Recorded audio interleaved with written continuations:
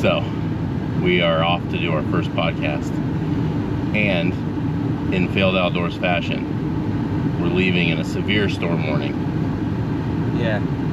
And it's snowing. So, the next time you see us, we'll be setting up or starting the podcast. But I thought we should probably start out this way because we're failed outdoors, and this is what we do. All right, we'll see you in a little bit.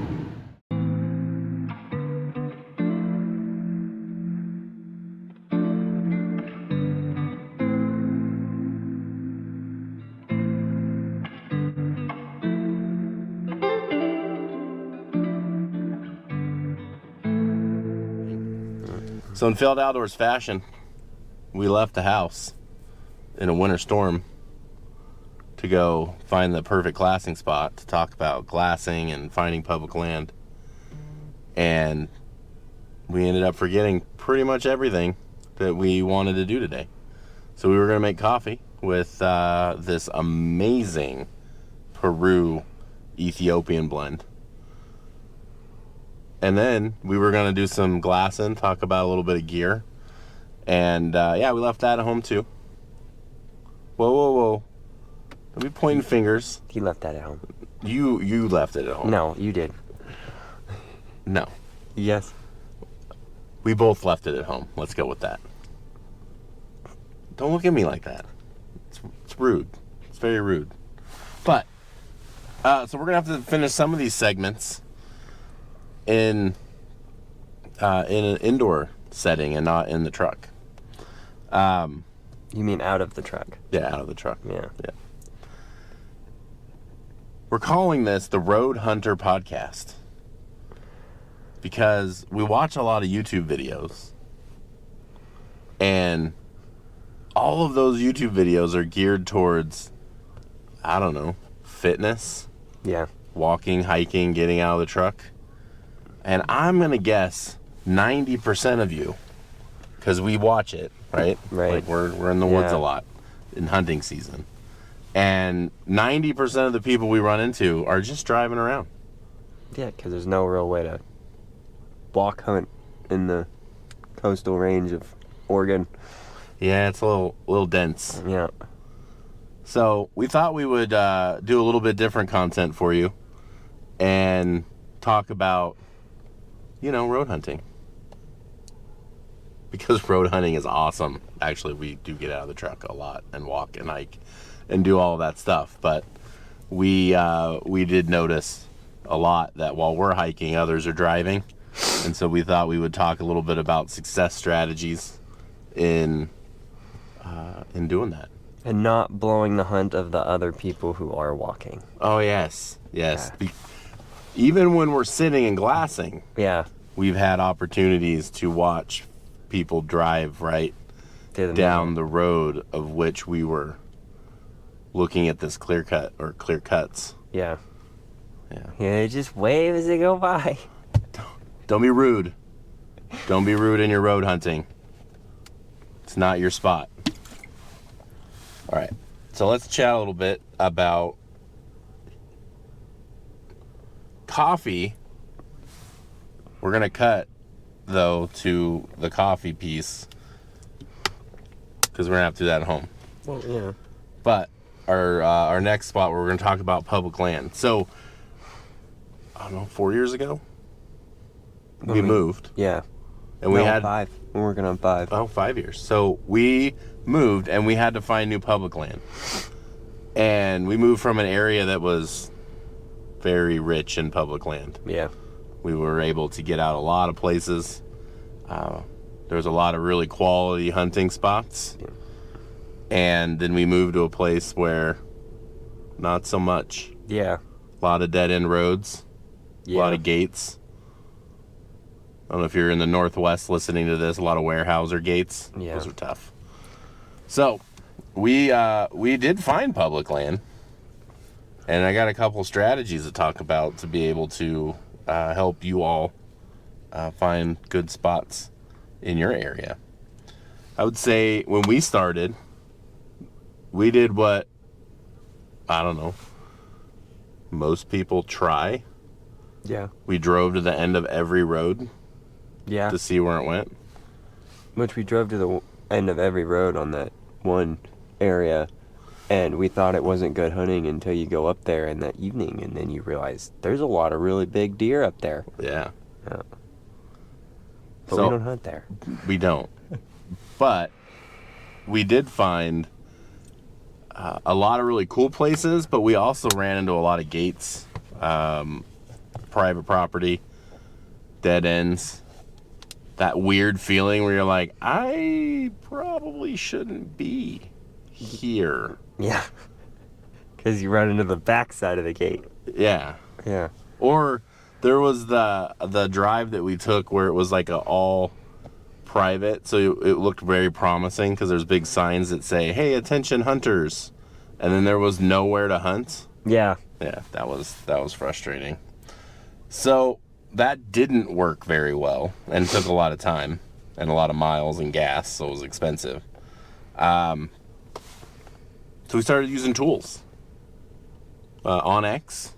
I know Onyx was out long before we moved because we've used it for a while. And we used it for like where we thought public land was. Yeah. Yeah. But it ended up being private and gated, and we couldn't get in. But we did use the internet. The Google. Yeah. You want to try the Google because the Google is good sometimes. But what we did is we used Onyx and Google together to look at who owned the properties. And we were looking for specifically logging companies and private property, but more of like conglomerate style big companies.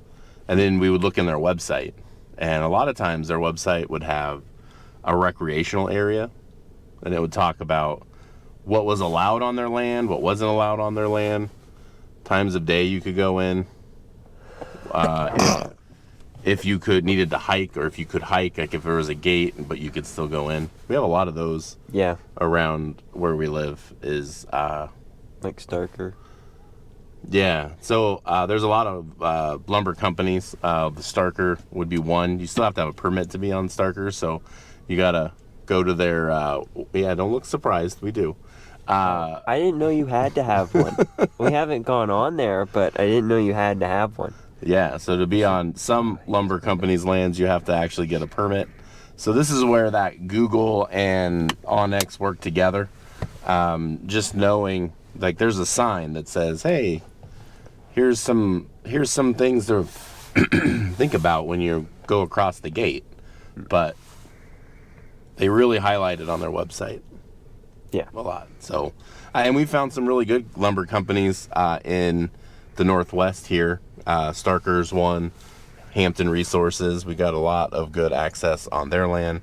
Grand Ronde Reservation out of Grand Ronde, Oregon. There's a big reservation there, and they allow public access for hunting. So it really does. And then their land bumps up against U.S. Forest Service. Which there's a lot of cool, like, off-roading trails that you can get to the Forest Service side of things. OHV trails there.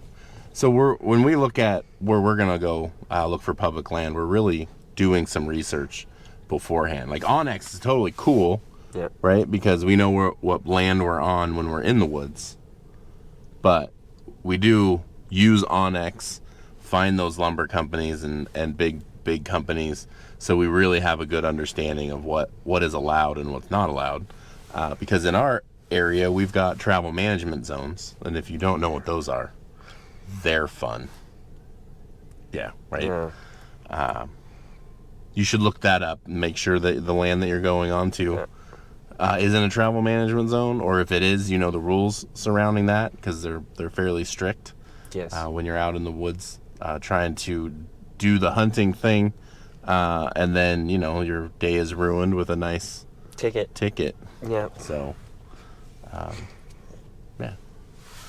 And when you do go on the logging company's lands and you see trash and stuff, pick that up, because, well, we want to continue going back to those places. And when you don't pick up trash, that you may not have left, but other people may have left, then that makes people not want to let other people on their land so you can hunt. Yeah, we find a lot of trash. Yeah. Pick up your trash. And when it says no shooting, like target shooting, it means no target shooting. Yeah. I mean, we all want to be able to go on these lands and have good, fun, recreational time. And it just gets ruined by those that want to dump trash and not pick up after themselves. So be a good steward of the land, folks. Some other areas that we really like to go to. A lot of where we travel is out in the mountains, the wilderness, logging roads, landings. We're looking for large clear cuts, and we're going to talk about that here next, about what makes a good glassing spot. And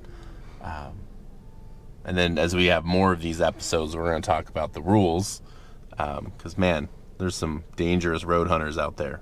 Yeah. Right? Jumping out of the truck, just shooting at whatever. Don't do that. Follow the rules. They're in place to help, keep us safe. Because we've seen a lot of not safe stuff happen in the woods with folks just driving around. So, but a couple other really great resources. The U.S. National Forest. There's some good maps around what national forests are, and Onyx really does a good job of highlighting where those are. Now, we've found national forest versus well-kept lands on logging companies is a lot of different styles of hunting. So if you like really thick brush in the Northwest, like if you're on the coastal range, national forest land is thick. Yes, very thick. Yeah, hard to walk through, hard to see anything. Not a lot. I mean, there are clear cuts, but not as many. And we're going to talk about why we like clear cuts here in just a few minutes. State land access. There's a lot of really cool parks. I don't know if they're not. They're like the wildlife. Yeah, wildlife. Not refuge, because it's not like you can't go here. Right. But a couple of good ones in the Northwest. No, I think it is a wildlife refuge. Yeah, the greenways down the Willamette, they allow some hunting in some of those, Willamette River here in Oregon. Couple of other large refuge areas are like E.E. Wilson out of Corvallis area. There's a couple along the Willamette down as you kind of move through. I'd say most of them are close to that Willamette River area. There's a few that aren't. Yeah. We just went duck hunting in Portland area on Sauvie Island. Yeah. Which was really cool, and they allow hunting there too for deer and other small game. Yeah. So there's a lot of different opportunities to go. You just got to do some research, because each of these areas are going to have different rules. Yeah. Different weapons we can use to harvest animals. So like, just some of the refuges are only going to let you hunt with a shotgun or a bow, something along those lines. What else? What are other good ways to find land? If you know anybody. Oh, bummer. I forgot the name of the company. Hampton Resources. They're good. Yeah. I like Hampton. Yeah, we talked a little bit about that earlier. Yeah. We haven't had much luck with private land, right? People that have private land are pretty protective of their hunting spots. Yeah. But hopefully. But if they've got big bucks, I mean, I totally understand. Yeah, absolutely. Yeah. I mean, if they're not going to let someone like us come and kill their trophy on their land, so I get it. All right. Go find some public land. Get out there. Drive. That's what we've done. We've done a lot of driving. This last year, we found some roads that we've driven our area. Probably, I would say, I would venture to guess In the upper 100s. Yeah, we would be high percentile of the people that travel the areas in which we go. Yeah. I mean, we spent a lot of time in the woods. And this year we went down some areas that we had never been before. We had some assumptions about some roads Like, yeah, that looks like a sketchy road. It's not going to go very far. It's just going to dead end. And that one went forever. It did. Yeah, like we found some really cool. And we saw that really big buck on that one. Yeah. Yep. Yep. So get out there. Just explore. But don't do it blind. Because you need to do a little bit of research, understand what people allow, Right. what they don't allow. If you are strictly a road hunter and you're in your truck and you're trying to drive around and hope the deer run in front of your car, That happens very rarely. very very rarely. Don't be afraid to use those gates and walk a little bit. Right? And you don't even have to walk very far. Most of the deer are like, if I remember correctly, they're only about like 200 yards from a gate normally, because nobody really walks past that 200 yards. Yeah, we've seen a lot of deer movement pretty close to some of the hikes. I mean, we hike a little bit further because we want to make sure that we're not going to run into anybody. But yeah, so get out there, explore, and you don't have to have an expensive rig or anything because the logging roads are pretty well kept. Yeah. I mean, we've gone out mostly in two-wheel drive every once in a while, mostly because we want to have a little bit of fun and get some dirt on the rig. But for the most part, you could mostly take your car if you drive fairly responsibly. Yeah. And it ain't a Jeep if it ain't dirty. That's right. All right. So what does make a good area to hunt? You're not gonna get to see my bullet points. Fine. What makes a good? No. Don't look at my bullet points. What makes a good area to hunt? Well, you kind of need big timber and you need reprod. So, What's reprod? Well, the trees, like the tiny little pine trees. Then you get like the grass. It's like basically you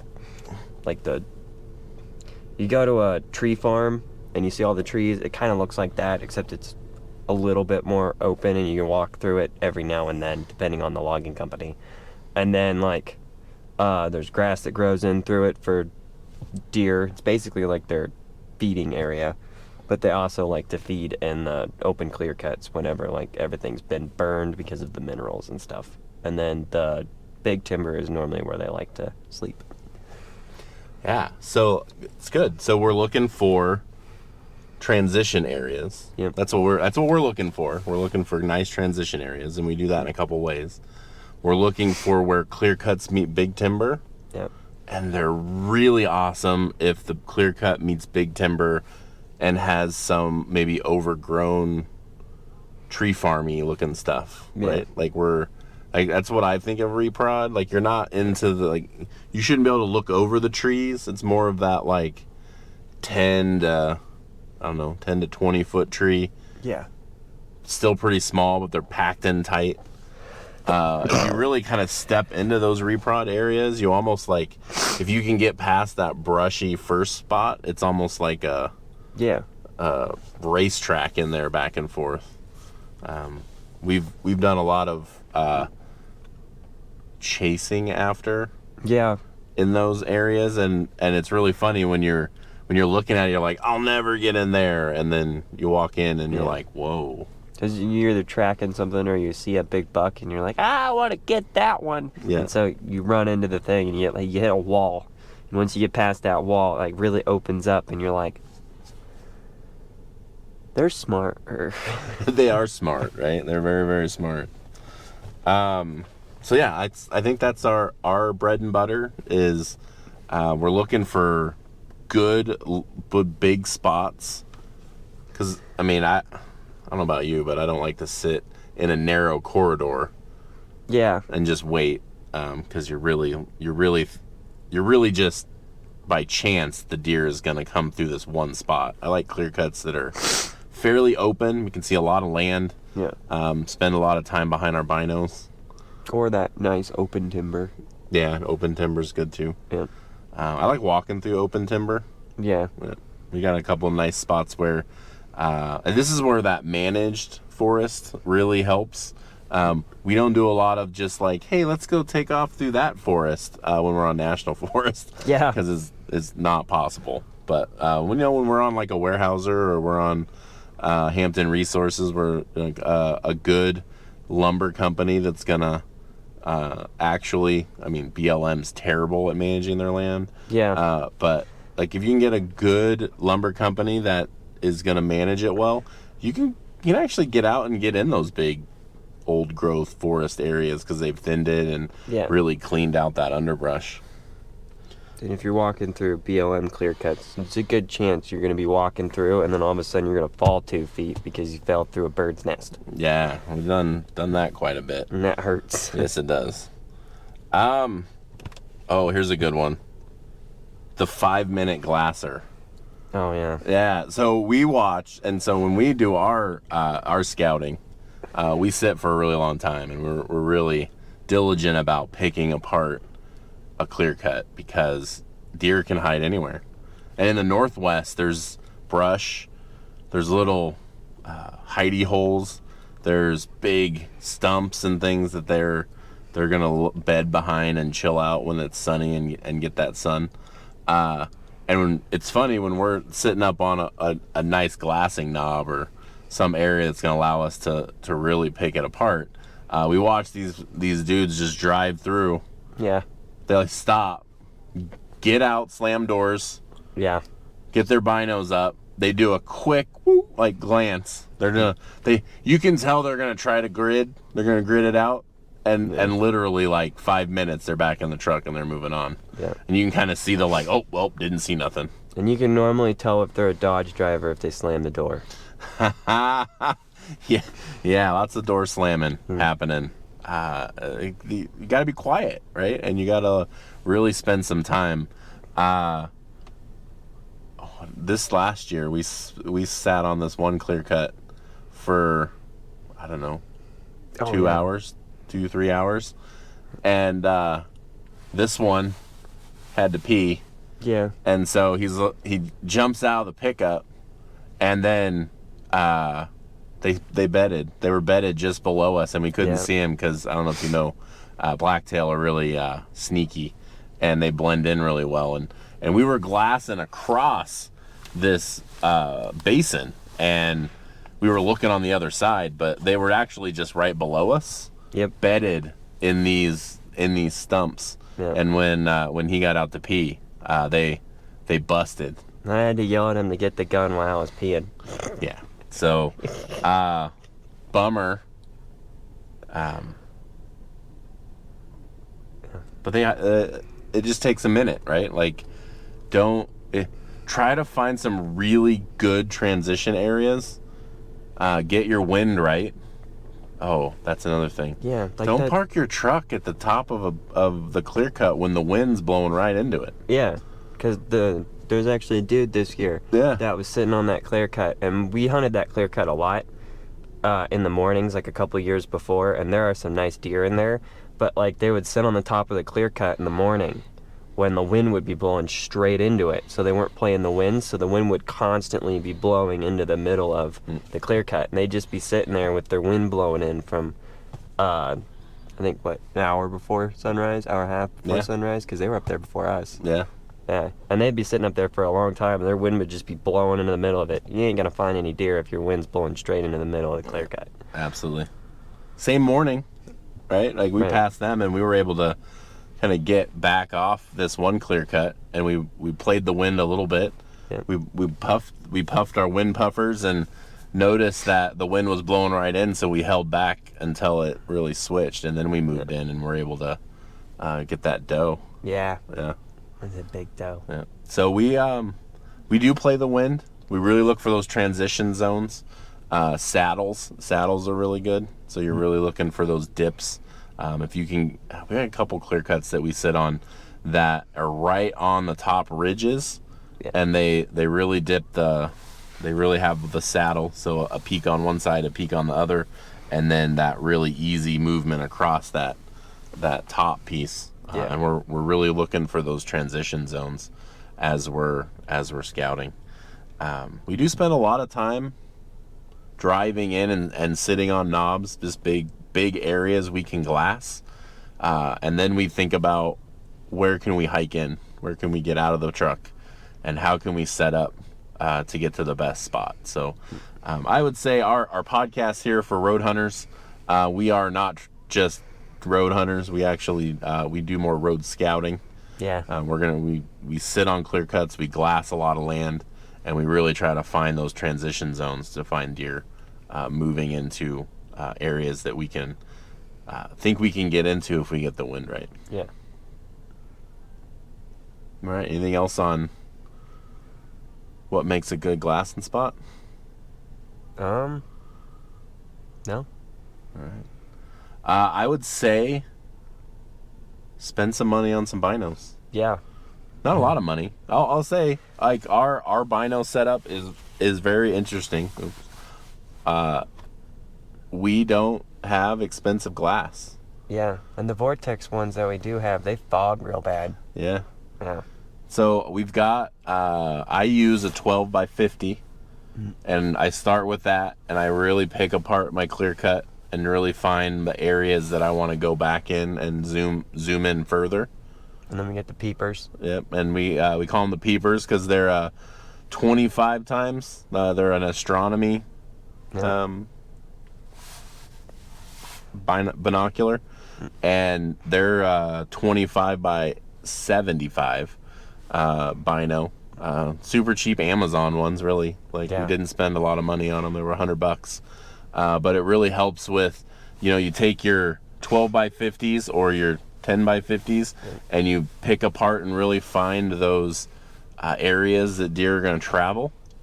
And when you find where they're going to travel, then you can go back or bed, right? I mean, if you can find some good areas that you think maybe could be a good bed, you can then come back with those 25 times and really get in there. And then if you can't see the deer and you can't tell what it is with those, then you use the spotting scope, which was also really cheap. Yeah. Then we got an Athlon spotting scope. The what is it? The Athlon Algos, I think it is. Argos. That's it. And it's a 60 by 80, I think. Maybe. Yeah. And that works really well. This year with elk, we sat about 1.5 miles away and used this strategy. Yeah. We were looking on this big knob with this big ridge, and every morning we would sit in our glassing spot and we'd start with our small binos and see if we saw anything, and then we'd take out the peepers, the astronomy ones, and we would kind of get in there and see if, and about every day from Tuesday to the end of elk season, we saw elk moving over that ridge. Yeah. One big ones. Yep. So, because we forgot all the equipment, we were going to sit here and kind of show what our binos are. So we're going to have to do that at the table at home because someone forgot them. You forgot them. No, you forgot them. No, you forgot them. This is why we're Failed Outdoors. Yeah. Yeah. So Failed Outdoors is our YouTube channel. Our plan is to bring content that really talks about not being successful in the woods all the time. Sometimes we go out and we don't see nothing. Sometimes we go out, we see something, and we end up screwing it up, like missing twice.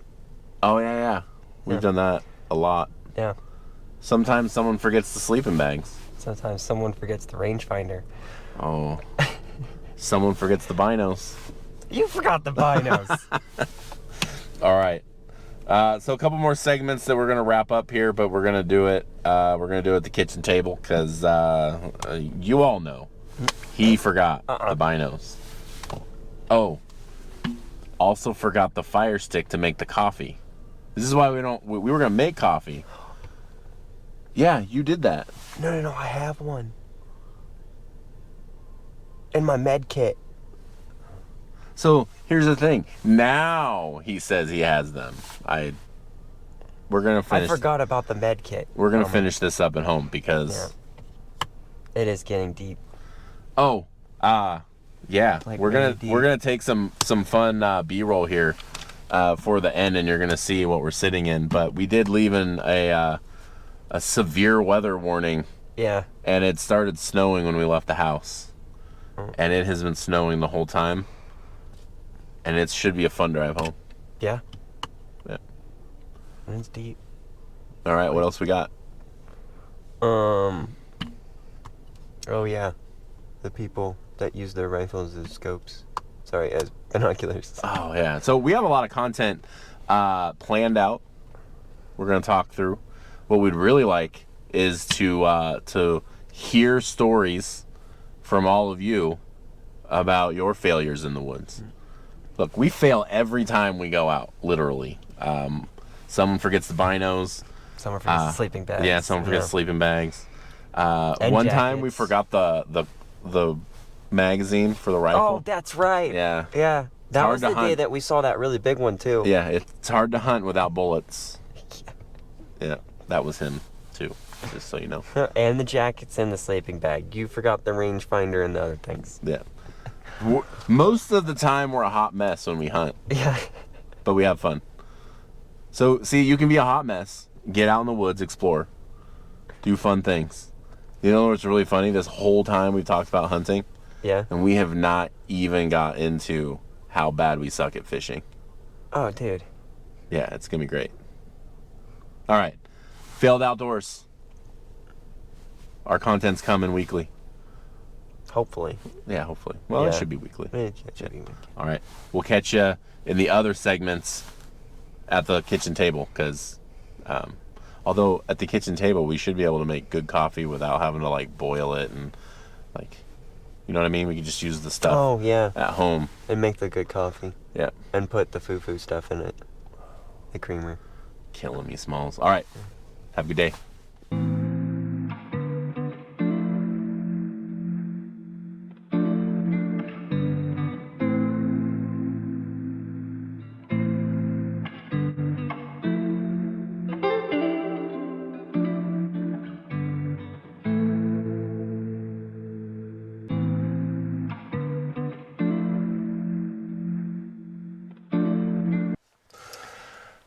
Well, what are we? A week later? Yeah. I don't think you might remember. Actually, you do remember because it was like 5 minutes ago for you. We went out in a winter storm and forgot a bunch of stuff in failed outdoors fashion. We did not bring a lot of things that we meant to bring.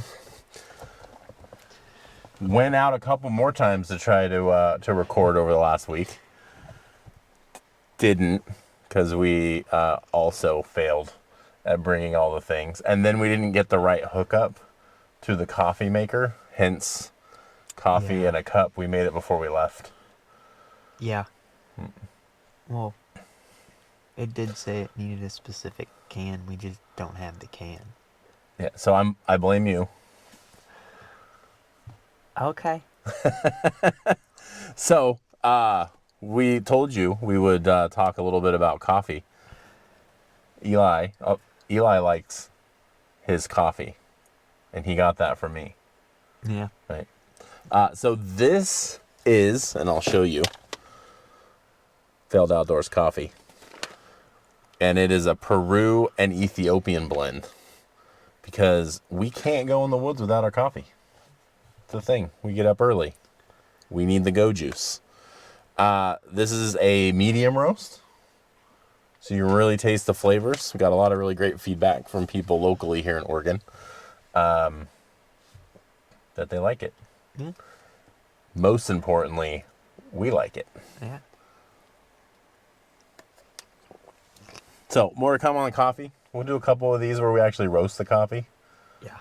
And show that process. But we're sitting out here in the woods on a clear cut.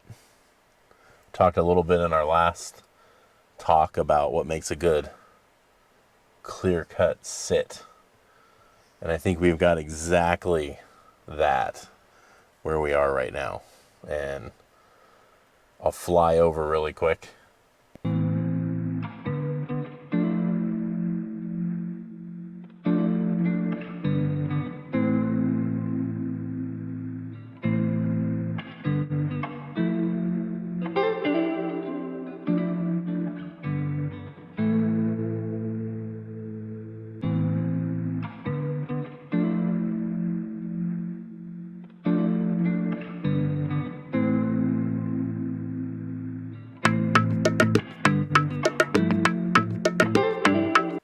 love this video thing where we can just be like, poof, we're flying over. Yeah. Because then I can show it to you on some B-roll. But there's a nice old timber. Nice line of old growth. Well, not old growth. It's like mature growth. Not really. No, that's They're- just open timber. So, open timber. Here you go. Right against this nice gradual clear cut. And then that goes to a little creek that's right behind us. That's a creek. That's a creek. Yeah. But that makes for a really great transitional area. We'll have animals that move through the timber, and then they'll drop through some of these little crevices out here in the clear cut, and we're really just watching these transition zones. And we'll be glassing them to kind of see what we see. So if we're lucky, maybe we'll see some deer moving here right at the end of the day, right before sundown, and see if we can catch something moving through these transitions. Hopefully. All right, so what are we going to do that? We've got a couple of fun tools that we use. I didn't bring yours. It's fine. It's in my backpack at home. So Eli uses a Vortex 10x50 Diamondback. Diamondback. They're the old ones though, right? Yeah, they fog really bad. Yeah, they're not the Yeah. HD. So they do fog pretty good. But these ones, these are the Athlon Argos 12x50s. And they're a really nice set of binos. Uh-huh. And they're really, really reasonably priced. I think I picked these up on sale for what, $200? Yeah. Yeah. So very reasonably priced. Can really, really get in close.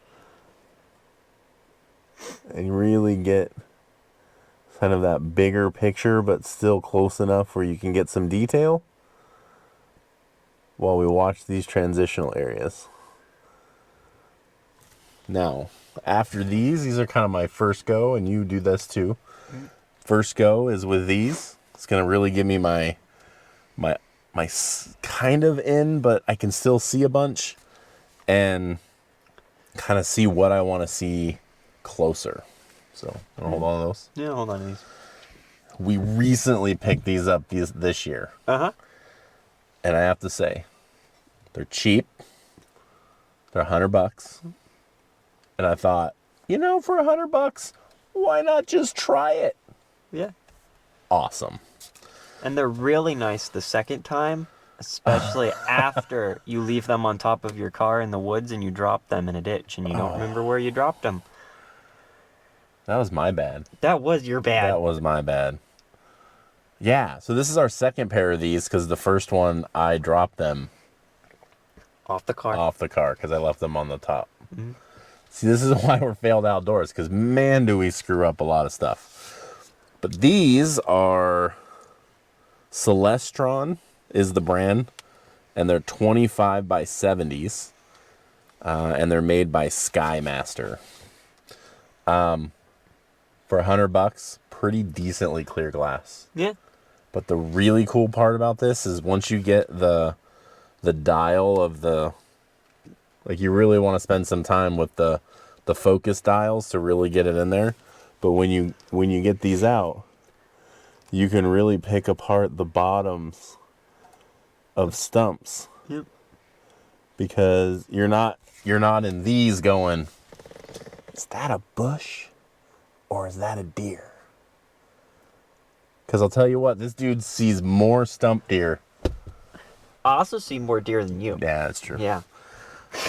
But your stump deer, you're like 1 for 10 deer to stump deer, I think. Ratio, yeah. But these are our two that we use from the truck. Now, if we're hiking, I don't pack these because they're kind of heavy. So these are like our truck glass. Or kind of like we walk from the truck and we're sitting and we know we're going to sit for a really long time. We're going to use these out there. sometimes we sit and we want to see a lot of land. Yeah. And then we want to kind of get as close as we can. So we've got us, like everyone has, I think most people have A spotting, spotting scope scope. at this point. Yep. But this one is also Athlon brand. But this one's the Talos. And it's a 20 by 60 by 80 millimeter. Glass is okay. Yeah. I mean, it's not spectacular, but it does the job. When you're trying to find elk at 1.5 miles away, it does a pretty damn good job. Yeah, true. Yeah. So yeah, this year we were elk hunting, and we were sitting on this glassing spot, and we would glass up about 1.5 miles away and watch them kind of peek over. We were really looking for one spot because we had a couple bulls in mind that we had seen in deer season, and so we were hopeful that they would come back. But while sitting there, we did see others fairly far away that we could get to. But this is our arsenal right here. This is where we spend our money, is the glass, because this helps us find those creatures moving through the forest. Eli calls them the peepers because he kind of does look like a peeper. No kidding. Right? Yeah.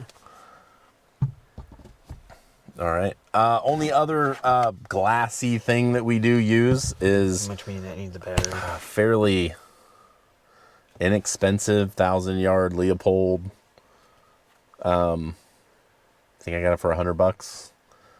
I put the prices out there not because I'm like, oh, these are cheap, but it shouldn't be terribly expensive to get into this sport, really. Yeah. I mean, we started off with like $50 binoculars. Yeah. Then we moved on to the Diamondback ones and stuck with the $50 binoculars. Yep. And then you had that really old Leopold that is not great. Yeah, that wasn't good at all. It fogged up real bad. But really, when we started into hunting, it was more about getting out in the woods, finding a spot to sit. We got a good mentor. Yeah. Yep. And he brought us to the promised land, which is glass. Yeah. Glassing has got us in front of more animals, I think, than anything else. So, spend your money, spend some money. You don't have to spend $1 bajillion on glass. Because these, again, $200. The Athlon Talos spotting scope was $129. Those peepers were $100, and another $100 for a spotting scope. Now, we watch a lot of hunting TV, right? Lots and lots and lots and lots of YouTube hunting, fishing, and it is amazing how much gear is. Yeah. Amazing. But you don't have to spend $1,000 on a pair of binos, another $1,000 on your spotting scope, another $1,000 on your scope. I mean, you can do that, but you don't need to do that. Yeah. Because our scopes aren't very expensive. Yeah. A couple $100 with some dial up to them. Yeah. And then the gun's even cheaper than the scope. Yeah. I mean, we've put more deer down with a $199 Thompson Center 6.5 Creedmoor. Yeah. And a $300 scope Yeah. than any other rifle we got. Yeah. Because your Ruger's only put down one. Yep. Yep. So, moral of the story is there is some money to get into hunting and fishing and exploring the outdoors, but it doesn't have to be the best to go have fun and find animals. Yeah. You will spend more time behind this than you will anything else. But this is what we do. I would splurge a little bit, though, and get like a nice cushion for your car, because a lot of times you'll be glassing from your truck. Yeah. Or even like the cushion that I use and attach to my backpack. Yeah. I got one where I just put it on the ground and I can sit on the ground and it's fairly comfortable. It doesn't go flat where I feel like I'm sitting on rocks afterwards. But really, I mean, we spend more time within a mile of the truck, I think. I would say. Yeah. About a mile, within a mile of the truck. And most of it is behind these. We're hiking the glassing spots and seeing about looking at as much land as possible. All right. Well, that's what we got. Oh, failedoutdoors.com is live. Yeah. Yeah. So check us out there. The podcast will be posted there. Eventually, we'll have some coffee posted on there. Now, unfortunately, with shipping coffee, we can only ship it within Oregon. So hopefully you're listening from Oregon or coming to Oregon. We'd happy to, yeah. But we're working on being able to ship it across state lines, but we just aren't there yet. Cool. Anything you want to add to wrap us up? There was, but I can't remember. Man of many words. Yeah. He's like, yeah, Dad, you say all the words, and I'll just sit here. Yeah. All right. Get out and explore, everyone. It's fun. Get in the woods. Glass up some animals. Stumble upon some fun. And find stump deer. Stump deer. All right. We'll see you in the next episode.